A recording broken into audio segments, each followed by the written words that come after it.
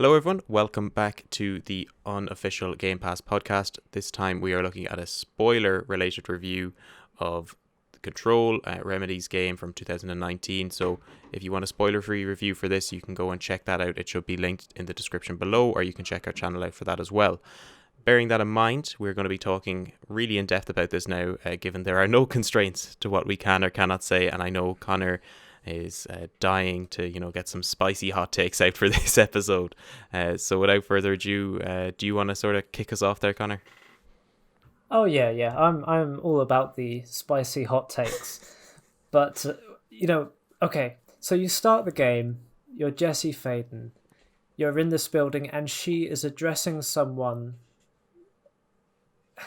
It appears in her head. Now, when I started this up, I was thinking, oh, is she addressing us as the gamer? Because she's saying, why did you bring me here? And she's talking to, well, it appears like she's talking to you for a lot of it. I thought, oh, they could be doing like a meta thing where there's like a supernatural link between the gamer and Jesse Faden. That would be interesting. But you later find out that she is living with... I'm going to find this hard to explain because I didn't read the extended stuff. She's living with what I would call an entity called Polaris in her head. Yeah. Do you have any other information? Oh, yeah. So, and she met Polaris when her and Dylan, her brother, in their hometown of Ordinary, interacted with an object of power, which is the film projector. Mm-hmm. And in some ways she must have become bound or connected to this entity called Polaris. So that is the first thing to note. The second thing to note is that Dylan Faden has been in the Federal Bureau of Control. They've kept him as a candidate to become director, because I assume that director has to have some sort of abilities or susceptibility to the supernatural. Mm-hmm. And because of this event, I imagine that Dylan has been made sensitive.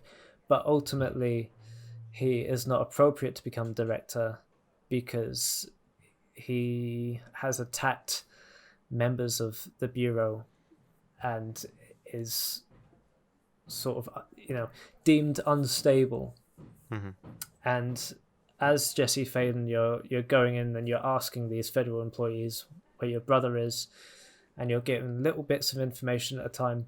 And I don't feel the story ever really picks up until you get to the point where you're looking actively for Dylan.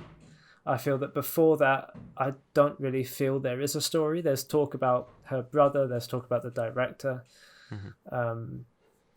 But most of these things seem vague, and they seem almost against what you're doing as a player in the missions. And it's not until like the missions actually cross over with the story and you actively go looking for Dylan or you go looking for the projector that I feel like the story gets rolling. Yeah. But I'll pass off to you and hear your thoughts. Yeah, no, I definitely agree with you on that sentiment anyways, because as we kind of touched on a little bit, or at least I mentioned a little bit in the spoiler-free review, that there's elements of the story where you're kind of feeling like she forgets about Dylan completely, especially like you could kind of understand it maybe for someone when you meet Emily at the beginning. Obviously she doesn't know anything about Dylan, so she's not going to have much information surrounding him, and the same with the name of the guard down at the core, kind of his name escapes me, but again he has no... Arish? Sorry? Is it Arish? Yes it is, yeah. But obviously he has no relation to Dylan either. But the one character that always sort of stumped me as to why she didn't pursue Dylan with more of a sort of with more of an attitude than she did was Marshall, because Marshall knows about Dylan. She knows where he is. She knows the most things about him, and constantly throughout the story Jesse's telling us that I don't feel at home as the director. I'm not here for for this, and I want to find my brother. And then when she's presented with this golden opportunity to find her brother, she's like, oh yeah, no, I'll go and I'll help you clear out these random hiss in this random area, and then we can go talk about, what I actually came here for, which makes very little sense to me from a story perspective. And like, because obviously there's no other character she can really turn to, because obviously Trench has died. You can't find Casper Darling. Tomasi is very much, already corrupted by the hiss. So Marshall is very much sort of, out of the, well, as they describe it in the game, the old boys club. Despite being a woman, she is the last of all of them. And like, if I was Jessie, I'd be like, please come here. I am now the director. Do this for me. But she's like, no, I have to, still play second fiddle despite being the head of the bureau, which makes no sense at all.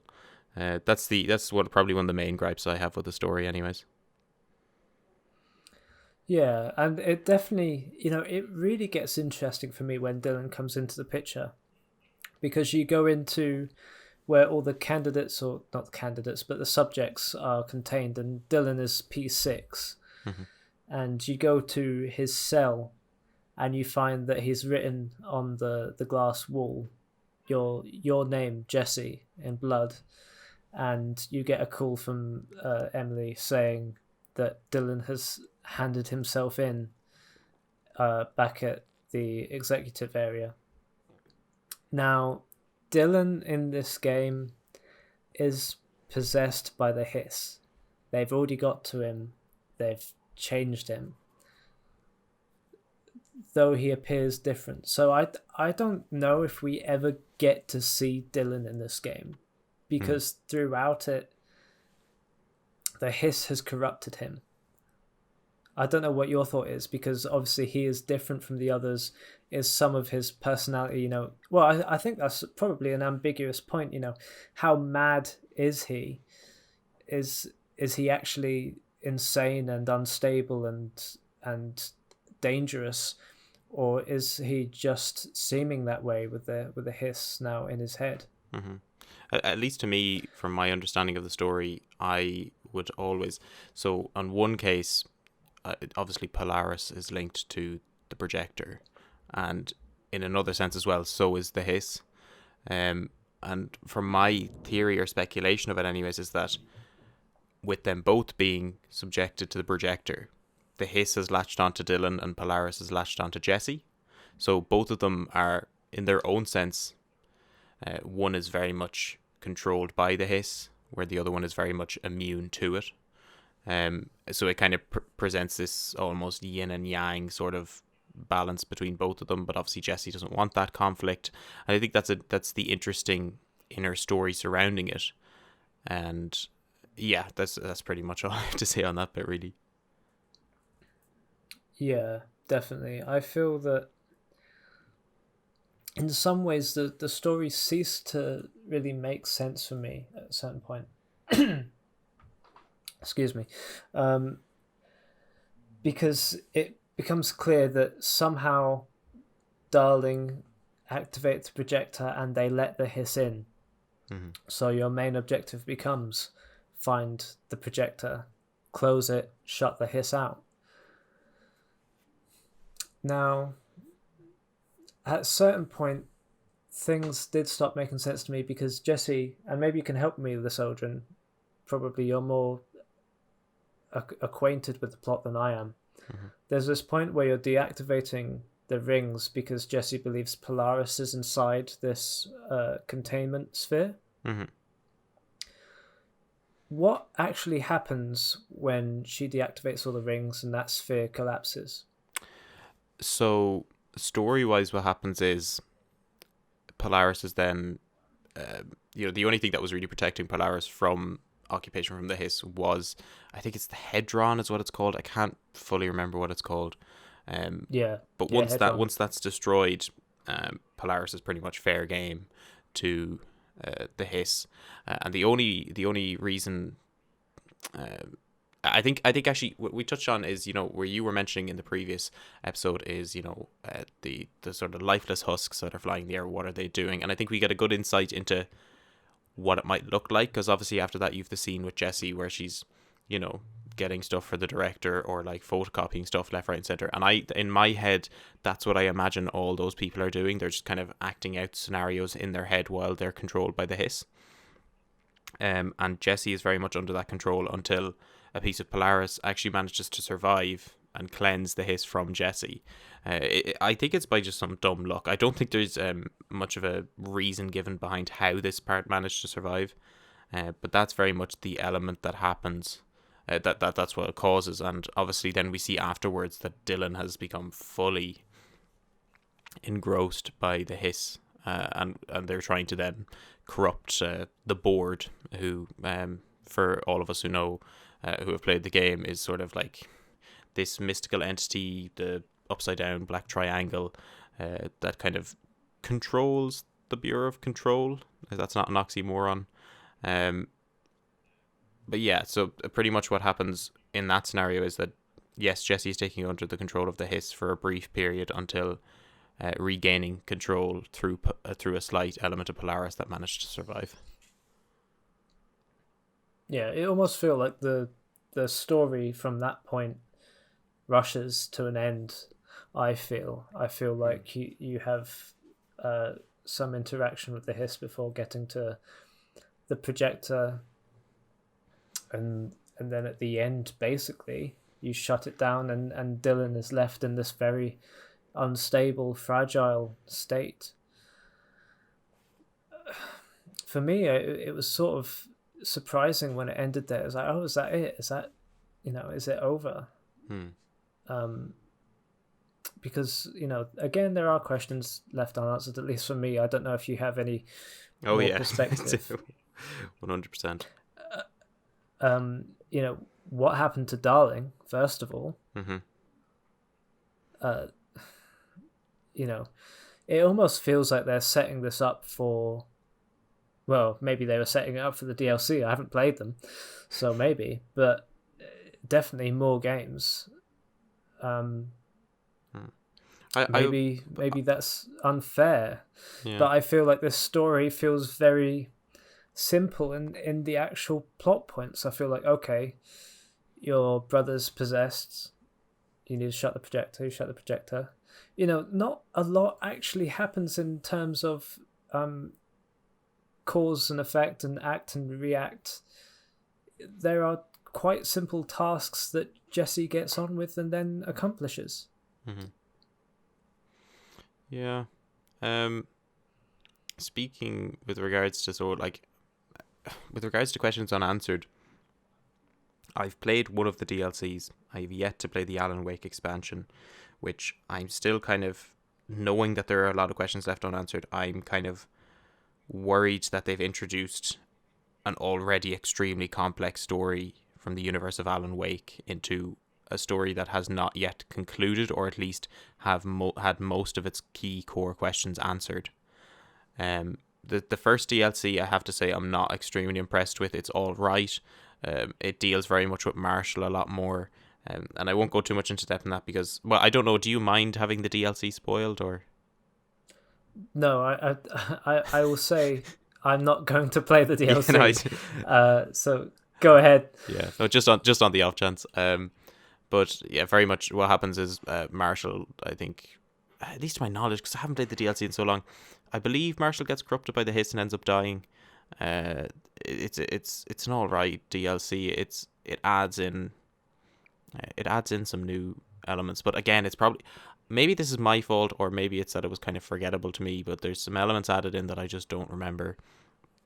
But the answer is that no, you don't really get many answers to where Darling has gone. But the one key question that I always want answers is like, who or what the hell is Ati? Because obviously we see him from the beginning of the game, and we already know there's something up with him. And I'm trying to work my head around: is he a living altered world event?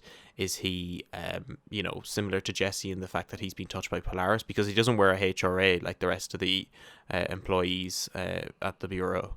And he's still not corrupted by the hiss. He seems to be able to just show up in places, and he's able to envisage, the holiday scene where you go to get his cassette player for what is arguably the best scene in the entire game. He just seems like an otherworldly being. And I think somebody pointed out to me as well that he constantly refers to Jesse using the Polish word for devil. So I'm kind of like, does Ati know something about Jesse that we don't? Or is there something to do more story-wise with Ati that just hasn't been fleshed out, to be honest? But I don't know. I'm interested to hear what your thoughts are on Ati more as a character, because I feel like there's a load that's left unanswered about him. I was so intrigued by Artie at the beginning because Jesse immediately says, "Oh, I feel like Artie is one of the good ones, someone to trust." And I don't know, as a player, that you get that feeling. I get, sinister vibes of him because he's obviously there's something not quite right about him. I feel like he's quite enigmatic. When Jesse has a thought and you can play it as a player and you're standing near Artie will reply to Jesse's thought. Yeah. And Jesse won't actually question that actually he can hear her thoughts, which I thought was really interesting because it puts him on this level of the same level as almost Polaris or the Board in this kind of supernatural but good entity. He's not the hiss. Mm-hmm. I feel it's weird. It's definitely weird, and the way when he goes on vacation, he's almost in a different plane of existence, and you have to go get his cassette player. Yeah. Who is Artie? Why is he the janitor? How long has he always been in the oldest building? And was he there before the Federal Bureau of Control? These are all things which just sets up the mystery, but really that we don't have any answers. Yeah. My sort of theory behind it is, and I would love if it was the case that Ati, sort of represents a physical embodiment of the Board, because obviously, when you first meet Ati, he's like, Ati, oh, you're here for the job, like you're going to be my assistant, and obviously then you become director, and Ati still treats you like you're his assistant. So either Ati is, got some big balls on him, like to be talking to the director like that, or Ati, kind of notices that on, say, what's the way of referring to this? Sort of the level or the hierarchy within the oldest house, he is ranking above pretty much everyone there. So is he some sort of entity or figment of the Board? Yeah, I feel that's an astute observation, that he would be the physical manifestation of the Board, because he speaks in different languages and with this weird accent, and as we know, the Board makes these incomprehensible sounds that Jesse can understand. Mm-hmm. And when you turn up to the bureau and he says, "You're here for the job, janitor's assistant," and then you get the service weapon, and I suppose that makes you director. Mm-hmm. But there's also it's a very... I'm sorry, go on. Go on. I was just going to say it's a very weird premise for a game. Yeah. I wanted to add as well, like when you first go into the opening foyer, there's obviously just on the balcony above the front desk, there's a picture, I believe. Yeah, there's a picture of Trench, but there's also a picture of Ati with his back turned to the camera, sort of, and it's just like the description of it, our bureau at work. And I'm just like, because at first, when I was first playing this, I was like, because when you first meet Emily Pope, when you kind of clear that room and they come out of the safe room or whatever, and she's kind of like, oh, how did you get in? And Jesse's just kind of like saying, oh yeah, the janitor let me in, and she almost laughs at that as if like that's ridiculous. And I was kind of thinking in my head, I was like, but then it's like, because Ati doesn't interact with any of the other characters, like, well, maybe I think Arish mentions him.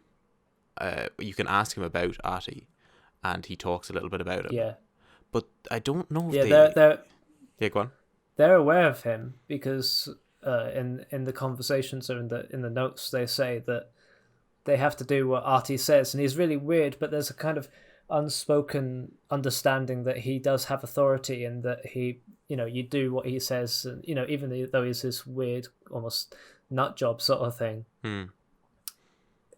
that he is on their side, and that there's something spiritual or supernatural about him, or you just got to tolerate him or do what he says. Because I think the whole area of the game that really fascinates me is that particularly amongst the non-spiritual characters. So let's take out of the equation the board, Ati, Jesse, if you even want to consider in that bracket. Like, there's an element of trust from everyone else that the board and Ati and all that have the best interests of humanity at heart, I want to say, because they don't really, like, at any point, if the board was like, oh yes, I want to take over Earth, they could very much easily probably do it. But the board seems to not go down that road. And Jesse is always constantly throughout the story kind of questioning, well, what is the board's intention? Like, who are they? What do they do? And I believe a long-standing theory I've had on it is that the board is comprised of all the former directors, just that you don't hear them clearly as much as you do through the hotline. But maybe that's even a more simplistic way of looking at it, because why would they not tell you through the hotline then that they're on the board? It's a really interesting premise, and it only raises more questions, which for a game like that I think is good in a sense, but obviously it goes a bit too far in some elements where it kind of leaves out key details that you may kind of want to know. There's very much one thing I want to touch on, because I mentioned that the characters in the previous episode, I mentioned the characters are a little strange, but they kind of need to be strange because of the line of work they're in. But what kind of strikes me as weird is that how openly they accept that Jessie is just now in command of the whole place. Like, they've never met her. She's only just shown up and she's already the director. And Emily Pope was like, oh yeah, nice to have you on board, lovely to meet you and all this. And it's like, if that was me, like, and say I was working there for longer than Jessie, I'd be like, hold on a second, like, how are you director? Like, this seems so weird, like you're just this randomer.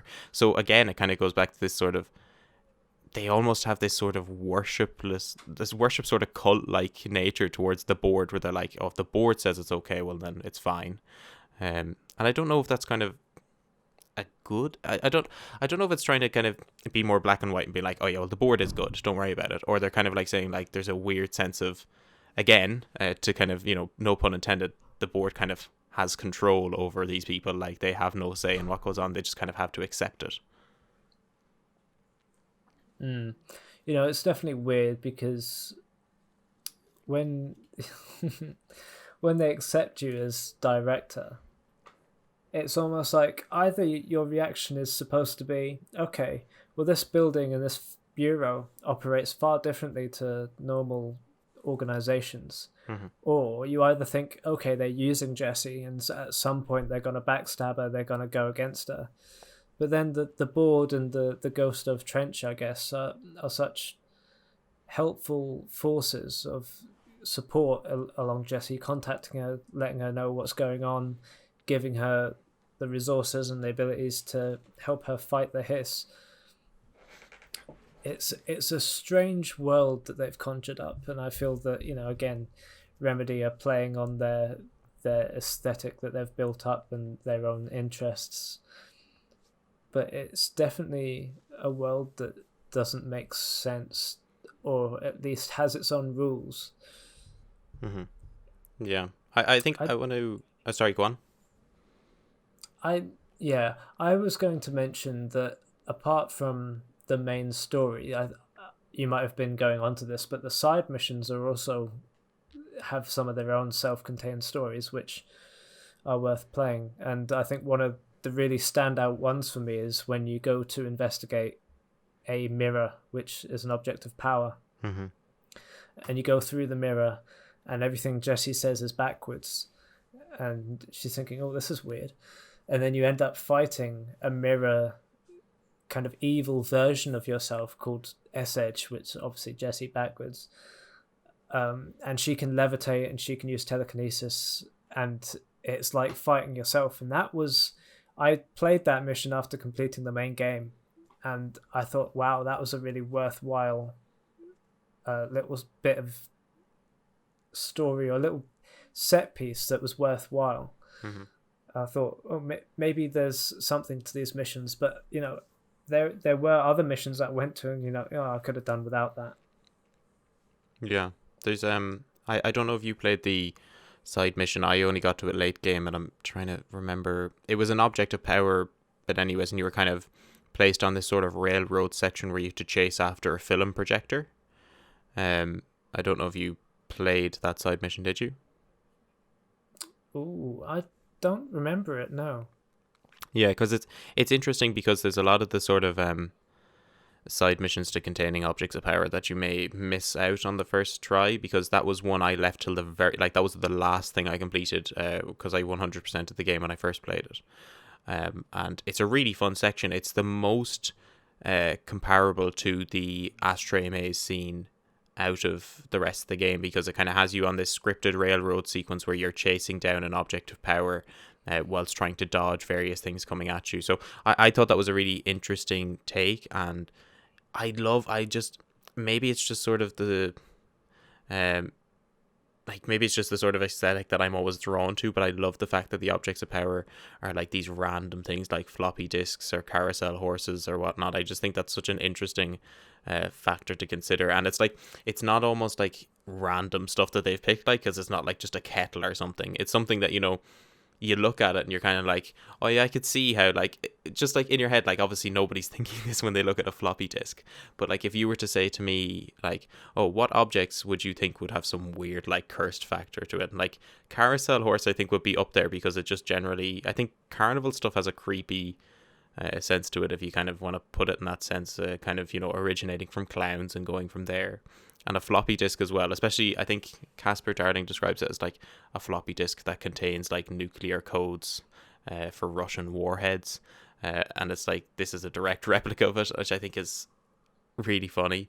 But I just think, like, sort of parts like that create this instance where it's like, are the objects of power linked to a specific time period of like objects, or are they based on the public's reception or sort of view of those objects? It's a strange sort of thing of like, what makes an object of power, what categorizes it as being worthy, or what even. Sorry, I know I'm just kind of barraging a load of questions here that kind of don't make a lot of sense, but kind of, I'm just trying to air my thoughts on it. My understanding was that each of the objects is iconic in its design and knowable by the population, so that they're almost fused with this kind of imaginative energy. Everyone knows what a carousel horse is, and I suppose because the image of one is so ready in the head of the public, and the connotation, like the imaginative connotations around objects like that, make them powerful. It's about imagination and the importance we place on certain objects. So you've got these objects of power called oops, and the altered world events called ores, and so they've got something really unique where they've kind of got these supernatural phenomenon that happen in certain areas, or supernatural objects, and then they say that they don't allow cell phones or any sort of technology like after the 50s or 60s in the building, like modern computers, because the last time someone walked into the building with their cell phone in their pocket, it exploded. Which is just all this kind of funny, interesting lore that just builds to this universe that they've created. Yeah, definitely.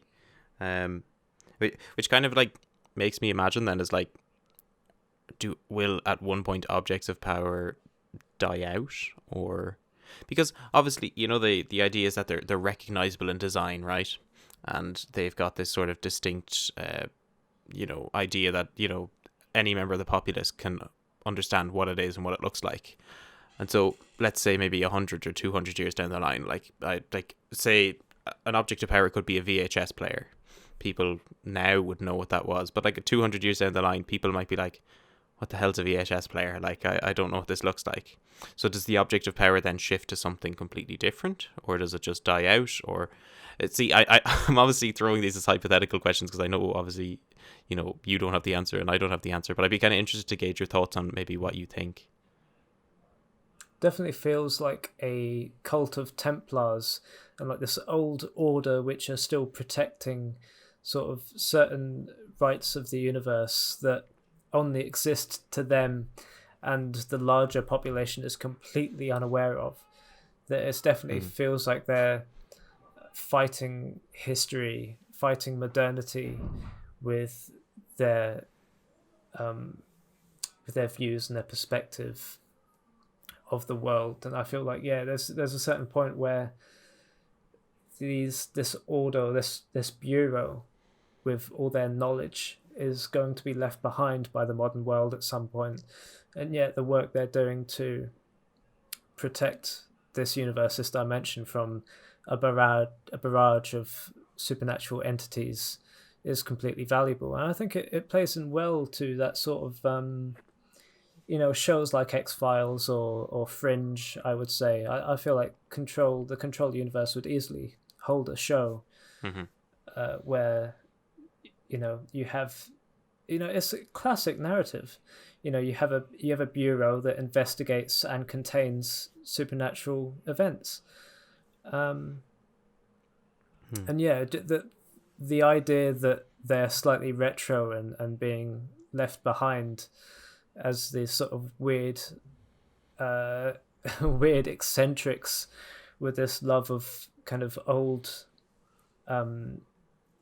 memorabilia is part of it that makes that charm.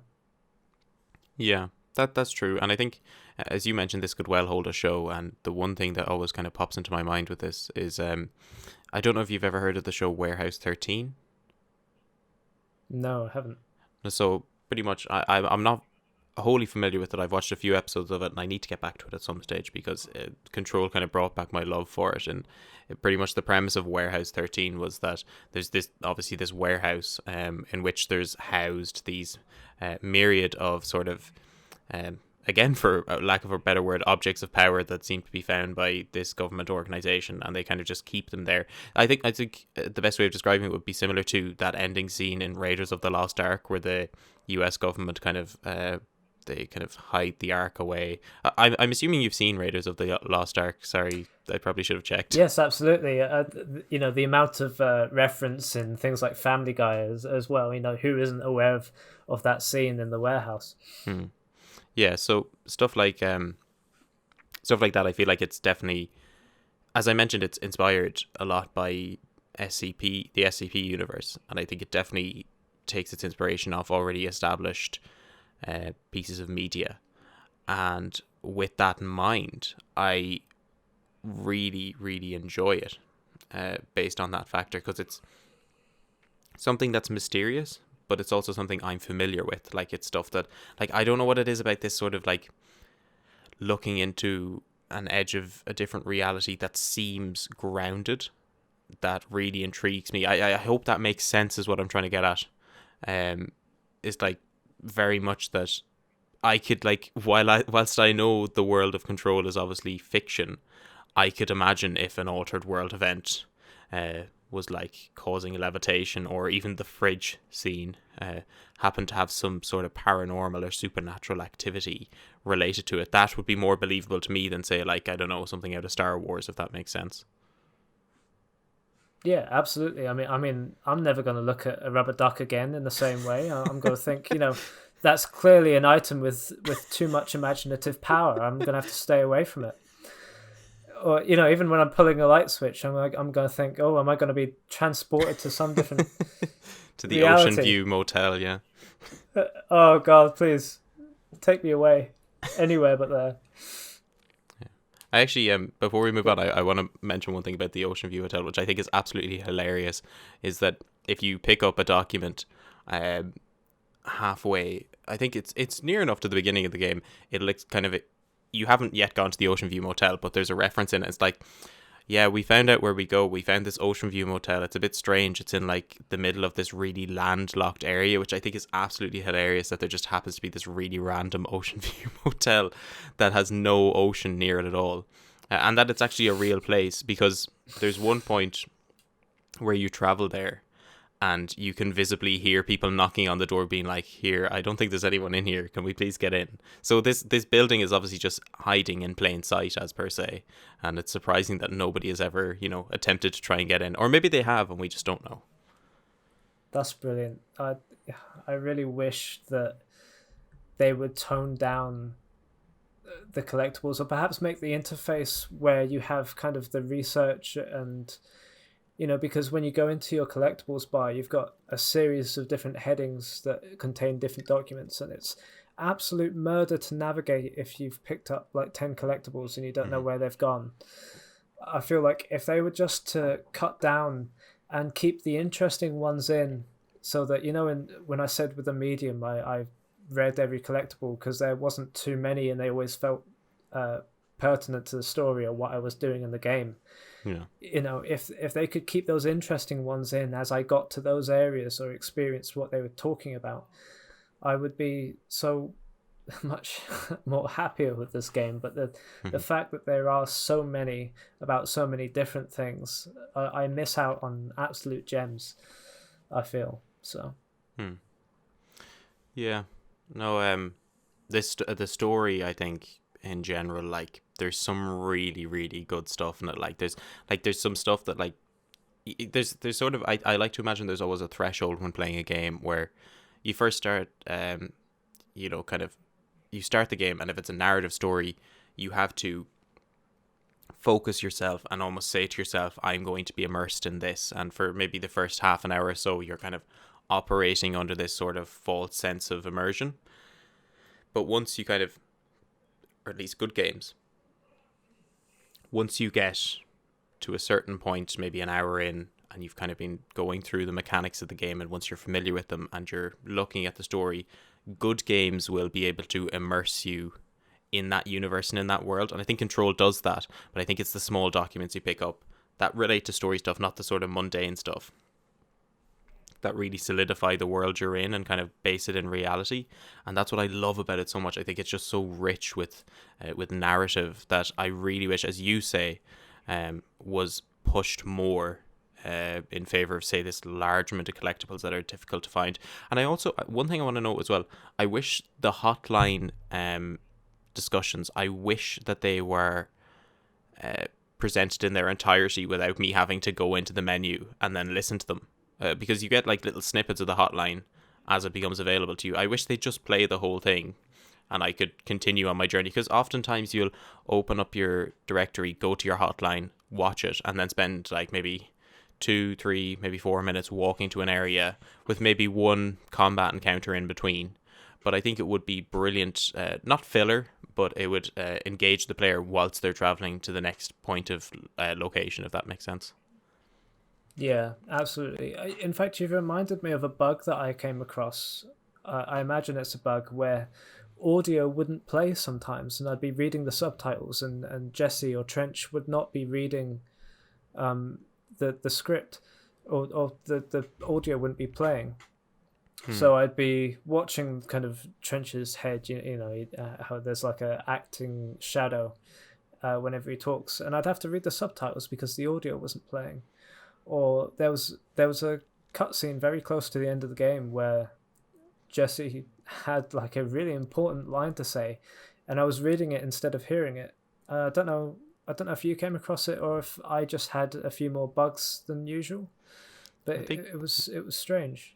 Yeah, no, I think I was lucky enough that I didn't encounter too many bugs, bar maybe, as I mentioned before, and this isn't really a bug, it's more a fault of the game's hardware. There were some frameware drops. I think this game, like, we talk about it being visually stunning, and we can get back to sort of the bugs in a second, but I just kind of want to touch on this point one more time, is that while this game is visually stunning, I don't know if, again, the hardware, the Xbox One and PS4 cannot handle it, especially at 60 FPS. You're very much going to be dropping in heavy points down to like low 40s, high 30s, and that's all. That's I think Remedy know that now, because the Ultimate Edition contains a feature to either play on 60 FPS with good setting of graphics, solid, using the hardware of the Series X, or you can play in 30 FPS with ray tracing. Some people were saying that was made to accommodate for the PlayStation, because I think, as we've seen with all the games that have gotten a next gen upgrade, the Series X and even in some cases the Series S have had superior hardware with regards to frame rate, as opposed to the PlayStation 5. And Control is a game that struggles to run on last gen consoles on its own, so I was worried about. Not that I was worried. I think if this had released on Series X, you'd expect it to run as you play it, kind of near flawlessly. You'd expect that, but I think it was a game kind of before its time. It's almost I would say comparable to Crysis. A lot of people, when the original Crysis came out, struggled to run it on the best of PCs. You needed to have this monster of a machine in order to run Crysis, and as class as a game that is, I think it blocked a lot of people from entry into that game. And as much as I love visionary directors when it comes to games and whatnot, there needs to be a point where you need to say to yourself, yes, visual spectacle is good, and all these things happening at the same time is good, but tone it down so that it's actually playable. Sorry, I kind of veered off there when you were talking about bugs. So if you want to continue on with it, I'm fine. I would have loved to play this game in 60 frames per second.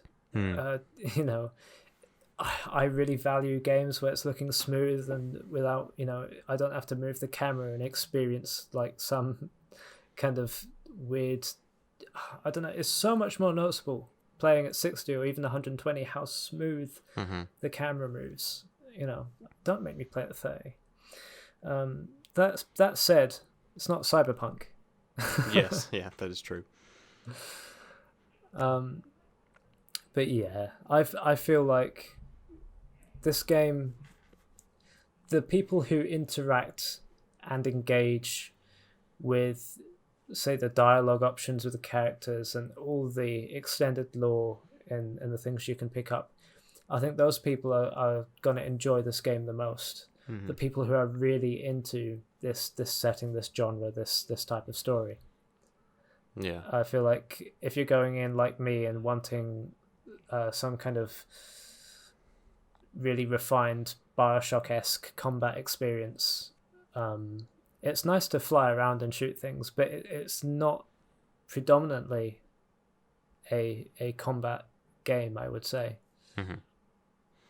I think it tries to be, though, is the thing. And I can't fault them for doing that. I think that's obviously an admirable thing to incorporate, because Remedy are known for sort of third-person shooter mechanics in a narrative-driven setting.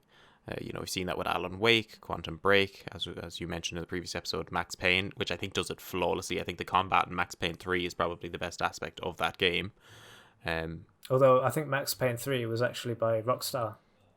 Oh, what? Yeah, see, that's why I forgot it the first time, because I remember thinking.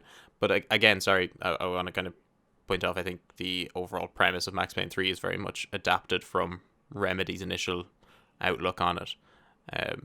But like things like, so let's take, for example, Alan Wake, and there's going to be, I suppose, no, it's not a spoiler for Alan Wake, it's talking about mechanics. Alan Wake is a very good mechanic in which, with regards to, you don't feel overpowered as Alan. It very much always feels like you're on the back foot when it comes to combat encounters. And this is coming from a game that the enemy AI have no weapons at all to fight against. Well, no bullet weapons. Sorry, I should say. There's a plethora of brutish bats and scythes and whatnot that the enemy NPCs have. But even though you have, say, a shotgun, I think at one point you have a flare gun, and you have a pistol and, your torch, you never feel, at least on paper, while you should have the upper hand to somebody who's holding a bat, you never feel that air of, superiority with regards to combat and whatnot. And in Control, I think it's very much the opposite way around. You're given a plethora of, I say a plethora you're given a lot of abilities to fight enemy NPCs, not as much or as diverse as I would have hoped, as I mentioned previously. And the game difficulty in this sense never makes you feel like you're on the back foot, bar maybe some of the boss encounters with regards to, and I'm not sure if you did this side quest, but the big fungus monster at the bottom of the pit, that's an absolute hellhole to try and kill. There's the one as well where you have to launch clocks into its mouth. Sorry, are these ones ringing any bells to you? No, admittedly I didn't do most of the side missions, because I did things like I did the jukebox and I did a couple of them, but ultimately I I found it too tedious to entertain doing the side missions, because I thought that having all the locations unlocked, I would be able to navigate my way around, and then I wanted to do the fighting or the training course, sorry. And there was this red hiss wall blocking me. I was just like, I still can't find my way around the bureau, so I'm just going to give up. Yeah, I think what I would say to people wanting to play this game, get the most out of it, is once you have everywhere on the map revealed, so that there's no question marks over areas as to what they are, that's when you will have encountered, I would imagine, the majority of gameplay encounters. And I think, again, it comes back to the reason this game doesn't have a objective marker, and it's kind of a detriment in that sense, is that players who say are on the fence, like yourself, about going in and playing more of it, are missing out on some of probably the best aspects of side quests, and which do, and I suppose in relation to the main story, combine very well with, but it's not presented to the player in very many sense. I think the only real major ones that you ever feel are kind of presented to you well in a scripted setting are the core abilities that you're given. So like dash, levitate, siege, all those other bits. But like extra side quests to gather altered objects, yes, you can get them, but they're not necessary. There's some side missions as well that I absolutely despise. I know I love Ati to death, but like some of his missions for like doing the janitor's work, and I know janitor's work is meant to be mundane at the best of times, but there's one, I don't know, did you do all of Ati's jobs actually? No, I tried to clear the clog or whatever, and I was a bit unsure of what to do, because I was shooting this thing in the pipe works, and it was retracting, and I thought I'd done it, and then I still had the mission. So no, I didn't do many of Ati's. Yeah, there's one of Ati's missions that is where is the area? It's down where you go to clog, to declog the fans or whatever. But there's an area there, a very open area, where you have to shoot these like little sort of balls of pus, and they're so difficult to see at the best of times that like I had to look up a guide. I think you have to shoot like 10 of them, and that those sorts of side missions are tedious, and they detract from what are otherwise quite well established side quests. You do actually, at the end of Ati's side quests, you get some custom outfitted janitor's uniform, which is, I suppose if you want to get it, like I suppose for anyone who's going for 100%, it's worth it. But I don't know if Ati's quests are very much worth that. Yeah, I will say, when you're discussing kind of Remedy's past games, I was thinking, clearly they do like to set up combat games with bullet time and cool abilities. I still don't feel that any game has done that better than Max Payne 3 or John Woo's Stranglehold on the 360. Yeah. They're trying new things. Quantum Break, they were trying to kind of bridge the gap between video games and film or series media.